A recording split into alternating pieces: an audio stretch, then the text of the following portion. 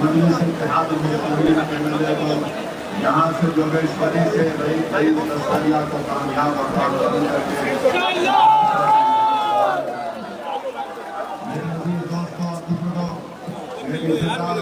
करके अगर आप हम इधर कैमरा में आ रहा है टीवी9 के कैमरा में लगा था भाई स्पीकर के पास रखो हमारा वजूद आप भाई स्पीकर के पास रखो मैं लाउड अभी बोलना मत हमारे वजूद से दुनिया में ज़लज़ले आए और आसमान से मैला पानी में गिरा जा सका काबू की ताकत की तरफ से मगर हमने कभी दावा के रास्ते में अख्तियार नहीं किया। नौजवानों, मेरे इज़्ज़तदार और बहनों, मैं आपसे कह रहा हूँ कि हमारा वजूद एक उजाला है। हमारे वजूद से दुनिया के अंधेरे छट गए। हम ना कभी ज़लज़लों से डरे, ना हम ताकतों के आगे अपने सर को झुकाए। हमारी जिंदगी इस बात की गवाह है कि हमारे बुजुर्गों ने, हमारे आबादार ने अगर किसी के सामने अपने दिल और सर को झुकाया तो अल्लाह की बात है जिसके कायनात में लगाया है। लेकिन सरदार नौजवानों, आवाज नहीं आ रही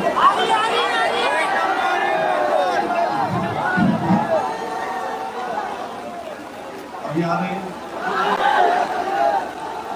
तो मैं आपसे अर्ज कर रहा हूं कि पिछले 10 साल से बीजेपी की सरकार दिल्ली में है और महाराष्ट्र में बीजेपी शिंदे और अजित पवार की मिली जुली सरकार है। मैं आपको बताना चाह रहा हूं कि बीजेपी और तमाम सेकुलर पार्टियों ने मिलकर महाराष्ट्र के पार्लियामेंट इलेक्शन में एक मुसलमान एमपी था, 48 लोकसभा की सीटें थी। फोन क्यों काटे भाई? सबने मिलकर ये कोशिशें की कि इम्तियाज जलील को दोबारा पार्लियामेंट में पदम रखने नहीं देंगे।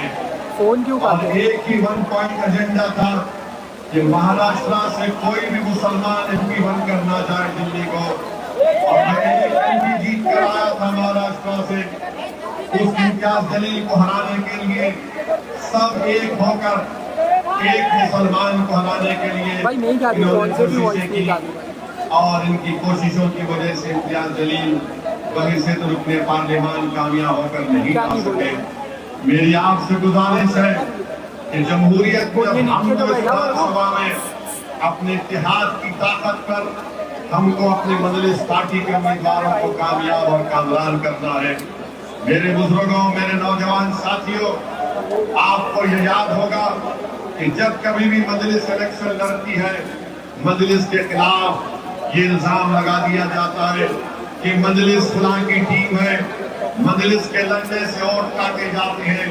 मैं पूछना चाह रहा हूँ इल्जाम लगाने वालों से, बताओ इम्तियाज जलील को किसने हराया? फिर बताओ इम्तियाज जलील की कामयाबी रोकने के लिए किस किसने कोशिशें नहीं की? एक इम्तियाज जलील था जो पूरे महाराष्ट्र के दलितों के, मुसलमानों के, मुस्लिमों की आवाज भारत की लोकसभा में गूंजती थी और उस एक आदमी को हराने के लिए इन तमाम लोगों ने, तमाम पार्टी से मिलकर एक मुश्तरक का मंसूबा बनाकर इम्तियाज जलील को शिकस्त देने के लिए उन्होंने कोशिशें की। और इम्तियाज जलील की नाकामी इम्तियाज जलील की इंफरादी नाकामी नहीं है। मजलिस इत्तेहाद मुस्लिमीन का एमपी नहीं जीता, ये सिर्फ मजलिस की का नुकसान नहीं है, बल्कि जो नुकसान महाराष्ट्र के गरीब और मजलूमों का है, महाराष्ट्र के गरीबों का है, महाराष्ट्र के दलितों मुसलमानों का है, जिनकी बेबाक आवाज को इन तमाम सियासी पार्टियों ने मिलकर जो अपने आप को सेकुलर भी कहते हैं, जो कम्युनल भी है, इम्तियाज जलील की कामयाबी को रोका। तो मेरी आपसे गुजारिश है कि आने वाले विधानसभा और असेंबली के इलेक्शन में आप लोग जमहूरी तरीके से एक वोट का इस्तेमाल मजलिस इत्तेहाद मुस्लिमीन के हक में करिए। जो ताकतें, जो पार्टी हमको इल्जाम लगाते हैं, मेरा उनसे एक ही सवाल है इम्तियाज जलील को तुमने क्यों हराया? तुमने मिलकर इम्तियाज जलील को हराया। इंशाअल्लाह ताला महाराष्ट्र का बच्चा बच्चा, महाराष्ट्र की हमारी माँ और बहने, महाराष्ट्र के मेरे मयूर नौजवान इम्तियाज जलील को जो सबने मिलकर हराया, अब इंशाअल्लाह ताला हम सब मिलकर दोबारा इम्तियाज जलील को महाराष्ट्र की विधानसभा में भेजाएंगे। तुमने इम्तियाज की आवाज को नहीं, तुमने महाराष्ट्र के गरीबों की आवाज को पार्लियामेंट पहुंचने से रोका। अब इंशाअल्लाह ताला महाराष्ट्र की विधानसभा में इम्तियाज जलील जाएगा। किसी की भी सरकार होगी, इम्तियाज जलील तुम्हारी नींद हराम करके रखेगा। लोग हमारे मुखालिफिन जो सेक्युलर पार्टी भी है, बीजेपी शिवसेना भी है, वो बोलते हैं कि मजलिस अगर जुलूस निकालेगी तो दंगा होगा, मजलिस अगर प्रोटेस्ट करेगी तो लॉ एंड ऑर्डर का प्रॉब्लम होगा। और हमारे घर में बैठे हुए ऐसे लोग हैं जो यही बात कहते हैं कि नहीं एहतजाज नहीं करना चाहिए, एहतजाज करने से गड़बड़ हो जाएगी। अरे सुनो, जो हम पर इल्जाम लगाते हैं, हम अपनी साथ के लिए एहतजाज नहीं कर रहे थे, हम अपने सियासी फायदे को सामने रखकर एहतजाज नहीं कर रहे थे। अगर हमने एहतजाज किया तो हमारे सामने हमारी आखिरत थी।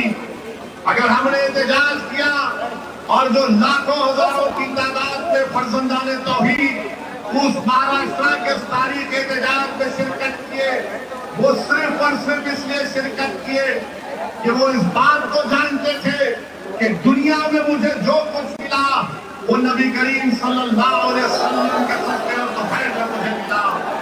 जो हजारों की तादाद में लोग महाराष्ट्र के कोने कोने से, तो कोई मोटरसाइकिल पर आ रहा था, तो कोई पैदल आ रहा था। लोगों ने पूछा ये गाड़ियों का काफिला है जिसकी क़यादत इम्तियाज जलील कर रहा है, तू मोटरसाइकिल पर साइकिल पर क्यों आए? तो सबने कहा कि हम अपने रिश्ते गुलामी को मजबूत करने के लिए आए हैं, हम मोहम्मद सल्लल्लाहु अलैहि वसल्लम के उम्मती हैं, हम अपनी गुलामी को साबित करने के लिए आए हैं।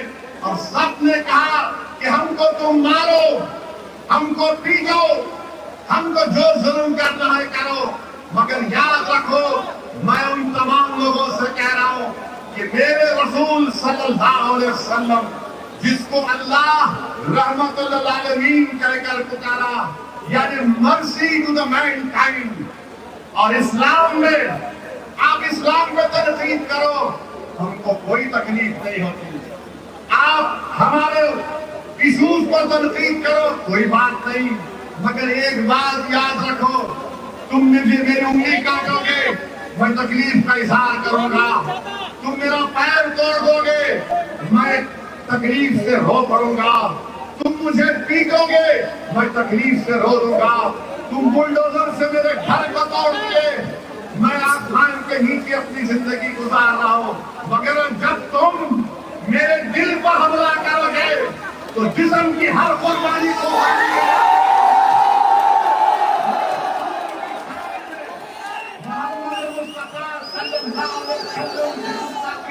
हम बर्दाश्त नहीं करेंगे। रसूलुल्लाह सल्लल्लाहु अलैहि वसल्लम, prophet Muhammad peace be upon him, हमारा दिल है, दिल पर कोई हमला नहीं कर सकता। और बदमाश तक लोग बोले के साथ वो फुला शख्स थे रसूलुल्लाह सल्लल्लाहु अलैहि वसल्लम के बारे में अनाप शनाप रखा। मैं आज से कह रहा हूँ कि जिसको अल्लाह ने रहमतुल आलमीन बनाकर भिजाया, अल्लाह ने जिसको मुबश्शिर कहा, बशीर कहा, अरे आसमान पर धूपने से आसमान पर धूप नहीं जाता, धूपने वाले के चेहरे। और कुरान में बतलाया गया, सुनो, कुरान करीम में बतलाया गया कि जो मोहम्मद सल्लल्लाहु अलैहि वसल्लम की शान में गुस्ताखी करता है, एक शख्स था, मुगीरा बिन वलीद उसका नाम था। वलीद बिन मुगीरा उसका नाम था, वो भी गुस्ताखी करता था। तो कुरान करीम में ऐलान कर रहा है कि जो नबी की शान में बकवास बकेगा वो वलदुल हराम है, वो वलदुल हराम है। इसीलिए ये लोग अपनी गंदी जबान से गंदी बकवास को बोलते हैं। अरे तुम बोल रहे हो तो याद रखो, कानून तो सबके लिए है ना। आप जब बोल चुके तो क्या महाराष्ट्र के मुख्यमंत्री को ये सेठ देता है एकनाथ शिंदे उसका साथ दे? क्यों एकनाथ शिंदे उसका साथ दे रहे हैं? कानून अगर है तो उसको गिरफ्तार करो। हम क्या पूछ रहे हैं? हम ये नहीं कह रहे कि आसमान से तारे तोड़ कर ला कर दो, हम ये नहीं कह रहे कि चांद से मट्टी ला कर दो, हम ये कह रहे हैं कि कानून को इस्तेमाल करो और उसको जेल को भी जाओ। मगर आज आप देख रहे हैं कि कोई उस पर, जितने सेकुलर पार्टीज है सब खामोश सन्नाटा है, गूंगे बनकर बैठे हुए हैं। कोई नहीं बोल रहा इसके ऊपर। जब इम्तियाज जलील ने ऐलान किया कि जुलूस निकाला जाएगा, एहतजाज होगा, तो हमने हर पार्टी के जिम्मेदारों को जिले सतह पर खत लिखकर भिजाया कि आओ इस एहतजाज में। ये मंजलिस का एहतजाज नहीं है, ये रसूलुल्लाह सल्लल्लाहु अलैहि वसल्लम की अज़मत के लिए हम निकल रहे हैं। ये नामूस रिसालत का मसला है, इसमें तुम्हारे मेरे सियासी इख्तलाफात हम इसको बाजू रखते हैं थोड़े देर के लिए। मगर कोई सेकुलर पार्टी का भी नहीं आया। क्यों नहीं आया भाई? हमने कांग्रेस को लेकर भिजाया, राष्ट्रवादी को लेकर भिजाया, समाजवादी को भिजाया, जितने जितने ये सब लोग हैं सबको हक भिजाया इम्तियाज जलील ने कि आओ तुम क़यादत करो, इम्तियाज जलील तुम्हारे पीछे चलेगा। मगर कोई नहीं आए और सबको एक फिक्र लाहक थी कि औरंगाबाद से इम्तियाज जलील को पुलिस निकलने नहीं देगी, निकलेगा तो पुलिस अरेस्ट कर लेगी, या जाएगा तो रोड पर गड़बड़ हो जाएगी। याद रखो महाराष्ट्र के मुसलमानों, जब तक तुम एहतजाज नहीं करोगे हम अपने मसाइल को हल नहीं कर पाएंगे। तुमने एक कोशिश की, तुमने लाखों की तादाद में निकला और आज महाराष्ट्र की हुकूमत परेशान है। बीजेपी के 5 एमएलए मुख्यमंत्री को शिक्षक कह रहे हैं जिसने मोहम्मद की शान में गुस्ताखी की, चालू एलके एकनाथ शिंदे को मालूम हो गया कि ये आज का मुस्लिम नौजवान, ये आज के हमारी माँ और बहने अब तुमसे डरने वाले नहीं है। जब मराठा रिजर्वेशन देंगे, मराठा लोग रोड पर निकल सकते हैं और चक्का जाम कर सकते हैं।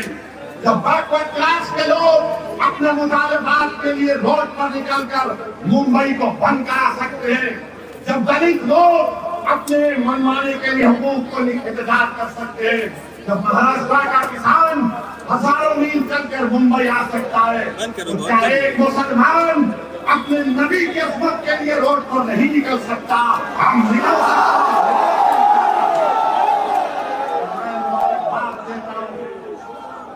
मैं मुबारकबाद देता हूँ आप तमाम को कि आपने एहतजाज किया, उलमा ने एहतजाज किया। मैं मुबारकबाद देता हूँ इम्तियाज जलील की हिम्मत अमली को। थाने के पास इम्तियाज जलील ने कमिश्नर और कलेक्टर को बुलाया और हमारी मांग को लेकर उनको किया और इम्तियाज जलील ने कह दिया कि हम मुंबई में इंटर नहीं होंगे। और उस परअमन तरीके से वो तमाम लोग अपने घरों को वापिस हो गए। अब सुनो एकनाथ शिंदे और फडणवीस, हम मुंबई में अंदर नहीं हुए, अब मुंबई के अंदर इंशाअल्लाह एहतजाज शुरू होने वाला है।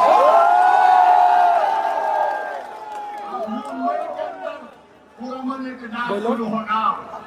आपको परमिशन दो या न दो, हम एक दिन जाकर आजाद मैदान में बैठ जाएंगे और मुझे यकीन है कि आपका साथ मिलेगा। ये बारिश तुमको यहाँ आने से नहीं नहीं रोक सकी, तो रसूलुल्लाह के गुलाम अपने नबी की शान के लिए, अज़मत रसूल के लिए हम क्या जाकर नहीं बैठ सकते? हुकूमत से हम कह रहे हैं, एकनाथ शिंदे, फडणवीस, अजित पवार, नरेंद्र मोदी, अमित शाह,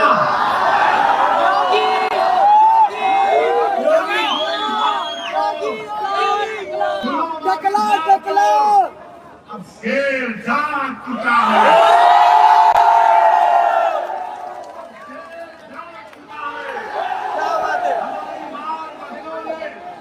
अपने बेटों से कह दिया, बेटा उनको सिखा दिलाने वाले के लिए उनको खड़े होना है। मैं सलाम करता हूँ तुम्हारे बच्चे को, मैं सलाम करता हूँ। और याद रखो, हम बताना चाह रहे हैं, लोग हमसे हमारे, देखो बारिश भी रुक गई, इस वास्ते बारिश के घटना में बारिश हो रही थी, वर्षा अल्लाह की रहमत बरस रही है। कोई बात नहीं। एक बात हमारे हिंदू भाइयों को बताना चाहते हैं, हमको दीन कैसे मिला, हम क्यों मुसलमान हुए, हम क्यों नमाज पढ़ते हैं, हम क्यों रोजा रखते हैं, हम क्यों मस्जिदों को बनाते हैं, हम क्यों गरीबों को खाना खिलाते हैं, हम क्यों यतीमों की मदद करते हैं, हम क्यों बेवाओं की मदद करते हैं?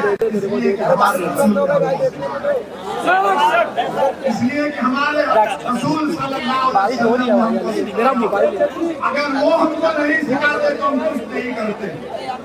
उन्होंने बताया करो,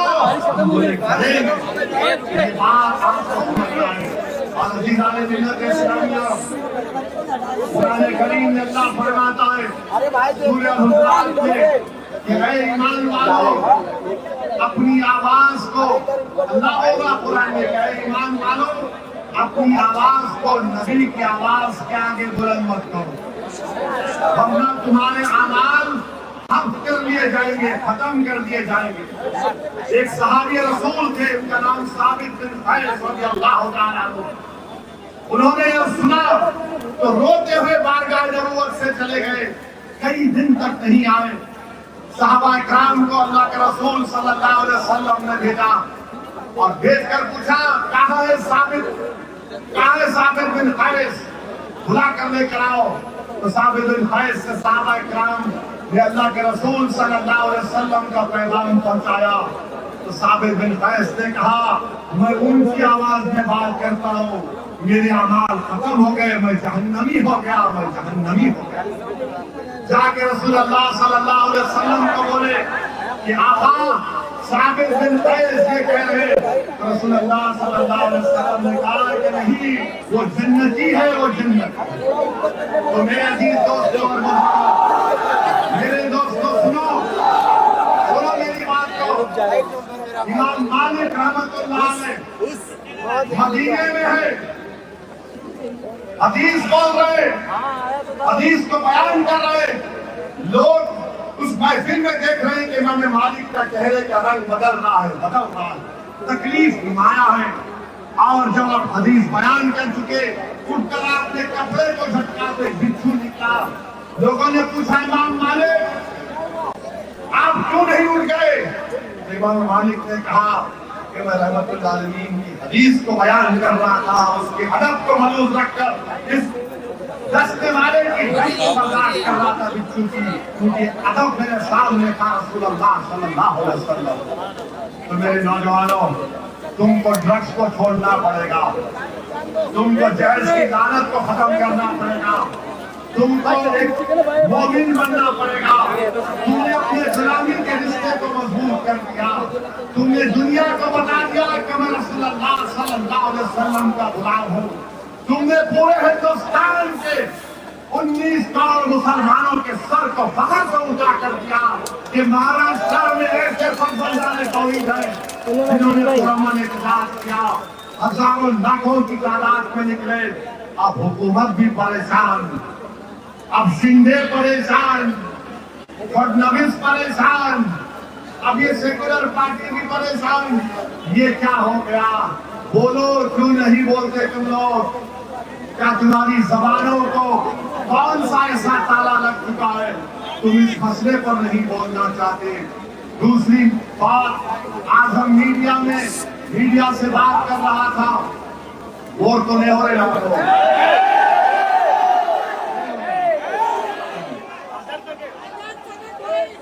आज हम मीडिया से बात कर रहे थे,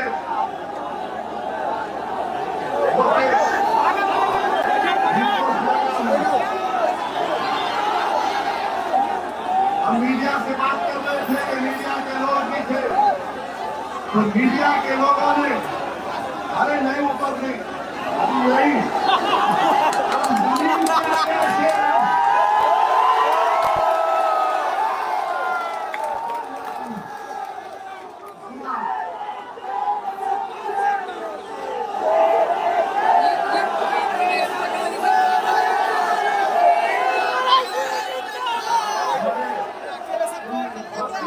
हाँ सब ना अकेला हमारे मीडिया के लोग हमसे पूछे ये बदलापुर का जो वाकया हुआ, जिसमें एक शख्स ने, शैतान ने मासूम बच्चों का इस्तेमाल किया, एक्सप्लॉयटेशन किया, उन्होंने कहा कि पोस्टर लगा दिया गया है जिसमें फडणवीस की फोटो है, बीजेपी के, मोदी की, अमित शाह की फोटो है, जिसमें पोस्टर में लिखा गया कि बदलापुर का बदला ले लिया गया है।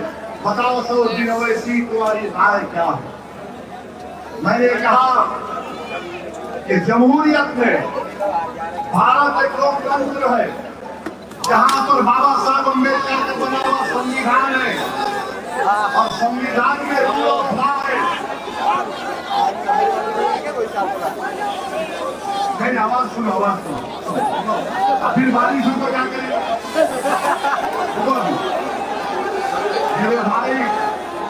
मेरे भाई मेरी एक सवाल का जवाब दो, सुनो मेरी बात।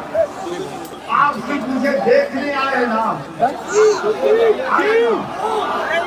अगर कल मेरी आंख बंद हो गई तो क्या मजलिस को छोड़ दोगे?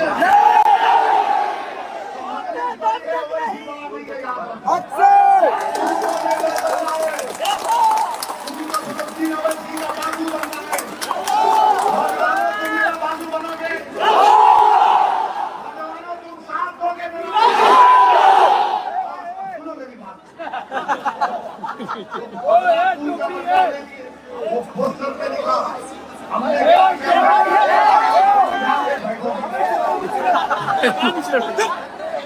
अम्बेडकर का बना हुआ संविधान रूल की बात करता है। अम्बेडकर का बना हुआ संविधान अरे बारिश हो रही, क्या करोगे? फंडामेंटल बारिश हो रही तो क्या करोगे? तो मीडिया ने कहा नहीं, वो बदला ले लिए।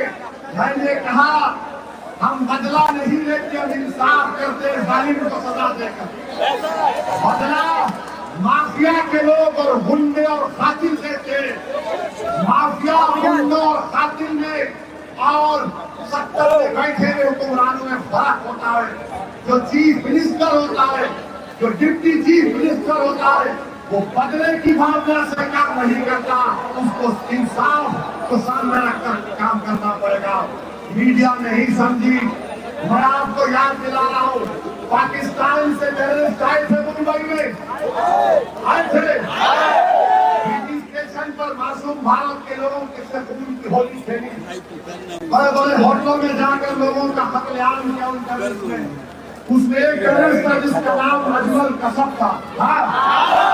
उस कसब को पकड़ने में हमारा एक बहादुर हिंदू भाई पुलिस वाला शहीद हो गया। हुआ हम कसब को पकड़े, जेल में डाले, कोर्ट में केस कराए, कोर्ट ने फांसी की सजा दी, हमने फांसी दी। जब मर गया, जब वो जालिम मर गया, तो मुंबई के मुसलमानों ने कहा हम मुंबई की मुबारक जमीन पर एक दहशतगर्द को दफन में नहीं देंगे। सबको कहाँ गाड़ना पड़ा? जेल में। जब कसब को हम कोर्ट से सजा दे सकते हैं, तो बदलापुर के शैतान को क्यों नहीं सजा दे देंगे? मेरा सवाल ये है, मगर नहीं, गोली मारेंगे। अरे याद रखो, तुम आज गोली चला रहे हो, कल किसी और को भी गोली चलेगी। हमारे बुजुर्गों को याद होगा, नौजवानों को याद नहीं होगा। ख्वाजा यूनुस किसको याद है? ख्वाजा यूनुस किसी को याद नहीं है, तुमको याद है। उसकी माँ आज भी, उसके रिश्तेदार आज भी पुकार पुकार कर रहे थे, अगर मेरा बेटा जिंदा है तो ढालो, अगर मर गया तो उसकी खबर बता दो। ख्वाजा यूनुस है तो याद रखो, तुम गोली से अगर बदला लोगे तो बदले की भावना से देश नहीं चलेगा। भारत सुपर पावर बनेगा तो इंसाफ से बनेगा। भारत सुपर पावर बनेगा तो इंसाफ से बनेगा। तो अगर ये सरकार ये पोस्टर लगा के लिए कह रही है कि हम बदले का बदलापुर का बदला ले लिए, अरे ये माफिया, ये गुंडे जो भारत के संविधान पर भरोसा नहीं करते।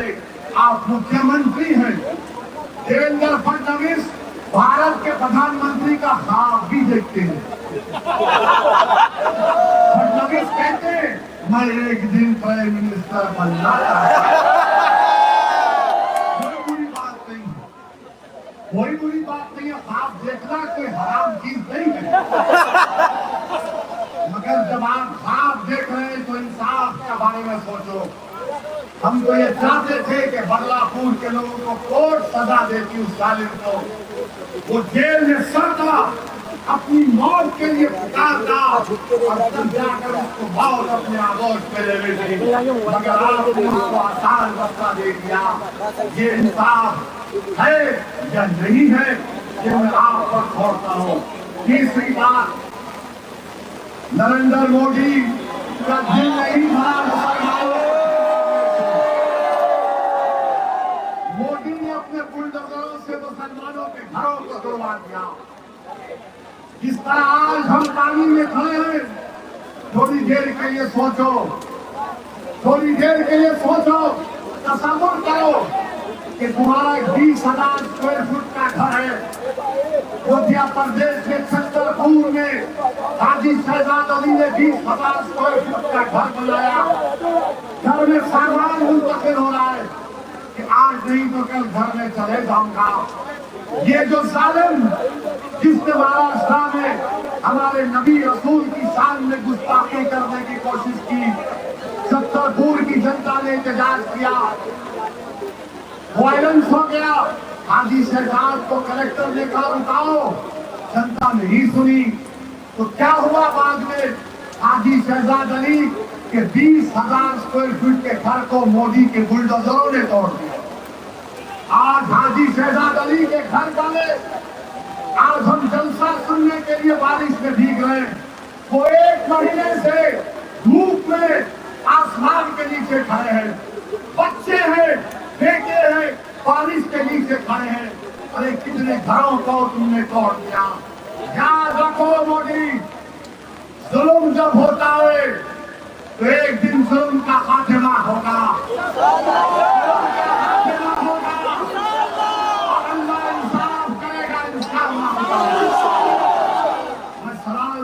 हाजी शहजाद अली के जज्बे को, हाजी शहजाद अली ने वीडियो निकाल कर कहा कि मैंने प्रॉफेट मोहम्मद सल्लल्लाहु अलैहि वसल्लम के बारे में जिसने बकवास बकी थी उसके खिलाफ कानूनी कार्रवाई के लिए हम प्रोटेस्ट किए। अगर मेरे रसूल के लिए एक घर को कुर्बान करना है तो मैं इसे 2 घर को हबीबुल्लाह को कुर्बान। याद रखो हम बारिश में खड़े हैं, भीग रहे हैं, बच्चे हैं, माए हैं। मैं तुम्हारे से एक अपील कर रहा हूँ, तुम यहाँ बैठे बैठे अपने दिल से दुआ करो, अपने दिल में दुआ करो कि अल्लाह जो ये जालिम लोग हमको सिर्फ इस बात की सजा दे रहे कि हम तेरा कलमा पढ़ने वाले हैं, या अल्लाह हमको सिर्फ इस बात की सजा दे रहे कि हम तेरी तौहीद का इकरार करने वाले हैं, या अल्लाह हमको इसलिए मारा जा रहा है कि हम तेरे हबीब को कातिल नबीन मानते हैं। परवरदिगार जो हम पर गुजर रही है हम उसको तेरे हवाले करते हैं, तू इंसाफ करा। और मुझे यकीन है, उसके कैमरे में भी तो आ रहा है, मुझे यकीन है कि जो गरीब और मजलूम है, चाहे हिंदू मुसलमान दलित आदिवासी हो, जो गुमरान जुल्म करेगा, अल्लाह देखने का उन लोगों को। अरे तुम हमको कमजोर समझकर दबा रहे हो। तारीफ गवाए कि जिन ताकतों ने कमजोरों को दबाया था, तारीफ ने देख लिया कि अल्लाह ने उन कमजोरों के सरों पर ताज को रखा।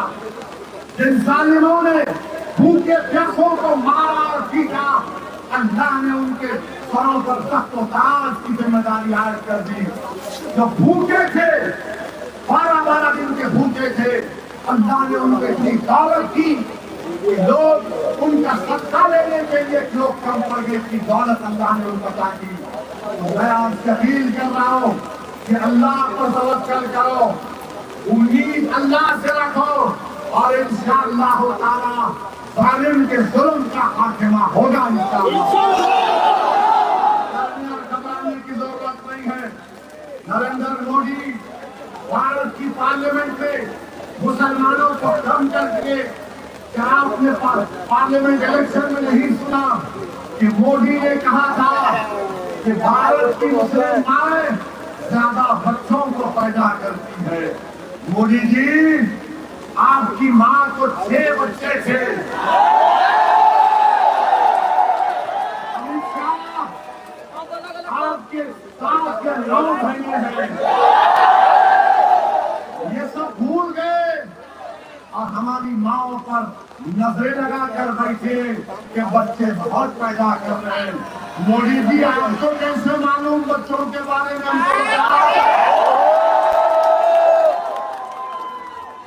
Asking a question. With all the due respect to the Prime Minister, media वाले दिल पर मत लो, गुर्दे पर लो।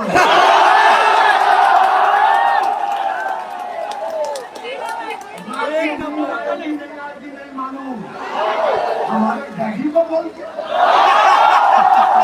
हमारे बाप को बोलिए, हमारे को बोलिए।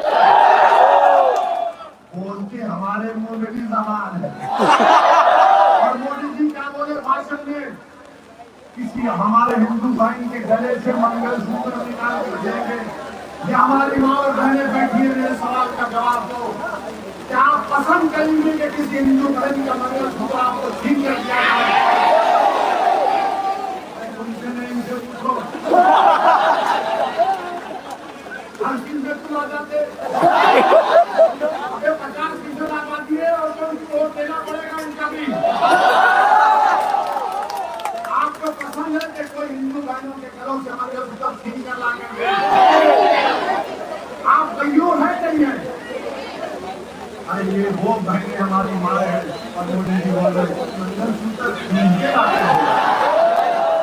मोदी जी, भारत में मुसलमानों का टोटल फर्टिलिटी रेट गिर चुका है और इंशाअल्लाह ताला एक आइंदा 70 साल में हिंदू और मुसलमान पॉपुलेशन स्टेबलाइज होगा। स्टेबलाइज। अब वो शादी करने के बाद बोलना, समझना। और बीवी को जुल्म नहीं करना, बीवी को छोड़ के नहीं रहना अकेले, बीवी के साथ रहना। बीवी को छोड़ के दुनिया को ज्ञान देता, उसको क्या बोलते आपको मालूम है?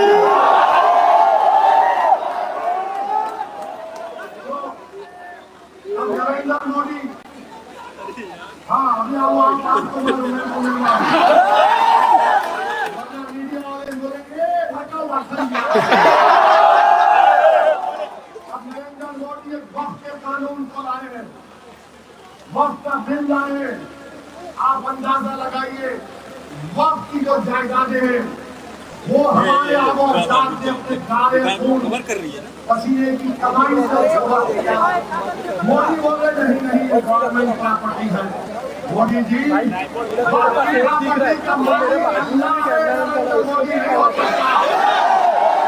तो मोदी क्या कर रहे हैं? मोदी ये कह रहे हैं कि मैं बिल लाया हूँ और बिल के जरिए बताना चाह रहा हूँ कि वक्त की प्रॉपर्टी का मालिक है सुनो, वक्त की प्रॉपर्टी का मालिक अल्लाह नहीं है, मोदी होगा। मोदी जी, ये हमको बर्दाश्त नहीं है। अब क्या कह रहे कि वही वक्त कर सकता है जो 5 साल से प्रैक्टिसिंग मुसलमान, 5 साल से प्रैक्टिसिंग मुसलमान हो। अब मोदी जी बताइए, प्रैक्टिसिंग मुसलमान की क्या बोलते हैं, इनकी परिभाषा क्या है? परिभाषा क्या है? अगर जिसकी गाड़ी है उन्हें प्रैक्टिसिंग है, नहीं मोदी जी बोलो तो मोदी जी बोलेंगे तो भी गाड़ी है, मगर मुसलमान की गाड़ी लगता है। अब मोदी जी से पूछना चाह रहे हैं कि टोपी पहनना प्रैक्टिसिंग मुसलमान है? क्या मस्जिद में जाकर नमाज पढ़ना प्रैक्टिसिंग मुसलमान है? क्या रोज सुबह तहज्जुद की नमाज हमारे हजरीन करते हो प्रैक्टिसिंग मुसलमान है? कोई अगर तस्वीर हाथ में लेके जिक्र करेगा तो प्रैक्टिसिंग है या नहीं? तो नहीं गिरेगा। गिराने आया हूँ सबकी जिंदगी। मोदी जी से पूछना चाह रहे, अगर किसी की वाइफ नॉन मुस्लिम है तो प्रैक्टिसिंग है नहीं है? अब मोदी जी से पूछना चाह रहे, शादी करके बीवी को घर में नहीं रखा तो प्रैक्टिसिंग है या नहीं? समझे ना, अकल मन को इशारा का। अब मोदी जी बताइए, प्रैक्टिसिंग मुसलमान को डिफाइन नहीं किया गया। आप होते कौन है मोदी जी मुझे सर्टिफिकेट देने वाले? मैं जब अल्लाह के करम से अपनी अम्मा के पेट में था तो मेरी अम्मा अपने पेट पर हाथ रखकर खुद हमारी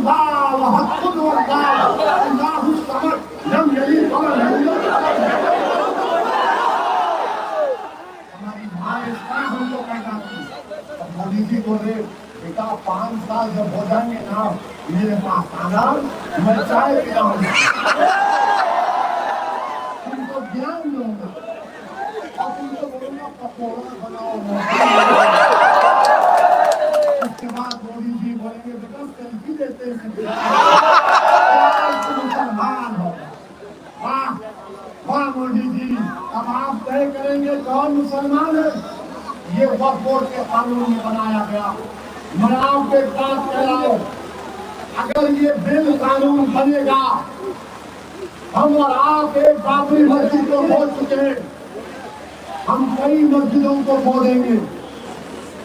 हम एक बाबरी मस्जिद को खोए, कई मस्जिदें हमसे छीन ली जाएंगी, कई दरगाहें खत्म कर दी जाएंगे, खुदा ना खास्ता खानखाने बर्बाद कर दिए जाएंगे, कब्रस्तानों पर बिल्डिंगें खड़ा कर दी जाएंगी। क्यों? क्योंकि मोदी ने इस दिन में वक्फ और यूजर को खत्म कर दिया।